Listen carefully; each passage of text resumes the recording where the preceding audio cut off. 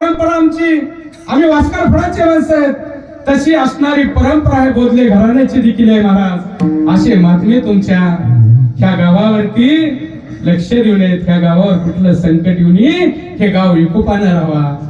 महाराज एक लक्षात घ्या, कधी बी एक लक्षात घ्या, द्वैत नसलं पाहिजे माणसाला. मला तुमच्या गावाचा इतिहास काय मला माहित नाही, मी कुणाचं नाव न घेता मला काही काय माहिती, मला मी 50-60 किलोमीटर आलेलो आहे. पण कुठल्याही प्रकाराचं द्वैत नसलं पाहिजे. परमार्थ करत असताना सगळ्याला केला पाहिजे. आणि ह्या देवाच्या जर महाराज ह्या देवाची सेवा करायची असेल तर देवाच्या सेवेसाठी किंवा ह्या परमार्थासाठी जर तुम्हाला असले अखंड हरिनाम सत्य करायचे असेल तर एक करावं लागेल. मी माझ्या कीर्तनातून बऱ्याच वेळेस सांगत असतो की जर तुम्हाला तुमचा उद्धार करून घ्यायचा असेल तर एक करा. देवाच्या कार्यासाठी फक्त एक पाऊल पुढे टाका, हजारो पावलं देव तुमच्यासाठी आला पाहिजे. लक्षात घ्या महाराज, मी उदाहरण नाही, एक लक्षात घ्या, आपण लेकर आहेत, ह्या संतांचे लेकर आहेत.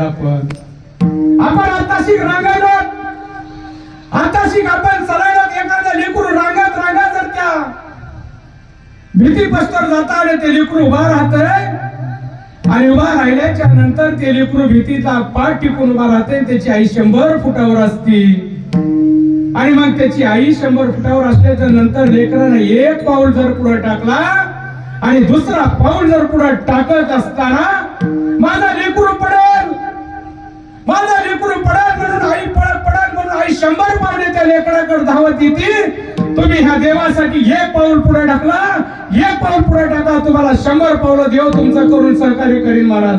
पण तुम्ही सगळ्यांना महाराज एकोपानं राहा. पायात काठी मांडणारं पाणी कधीही भागत नाहीये. गावात कितीही द्वैत झालं तर उद्या तुम्हाला एक यावं लागेल. आपण सगळ्यांना एक आलं पाहिजे, आणि एक घेऊन परमार्थ करा. महाराज मी तुम्हाला सांगून जाईन, राष्ट्रीय संत ऐश्वर्य संपन्न भगवान बाबाच्या पुण्यतिथी दिवशी तुमच्या गावातल्या महात्म्यानं मला बोलवलं. त्या गावामध्ये माझी दुसरी सेवा आहे महाराज. पण मी त्यावेळेस बोलून गेलो असेल नसेल मला माहित नाहीये, पण आज तुम्हाला सांगतो, माझ्यावर तुम्ही एवढं प्रेम केलं. मी कुठल्याही संस्थेत महाराज शिक्षण घेऊन संस्थेमध्ये महाराज झालेला नाहीये, ही संतांचा आशीर्वाद आहे. तसं तुमच्या गावाला संतांचा आशीर्वाद आहे, हे लक्षात घ्या. आणि संतांना जर सहज बोलला काय होईल महाराज, सहज बोलणे हा तो उपदेश. बोला महाराज, सहज बोला नाही उपदेश.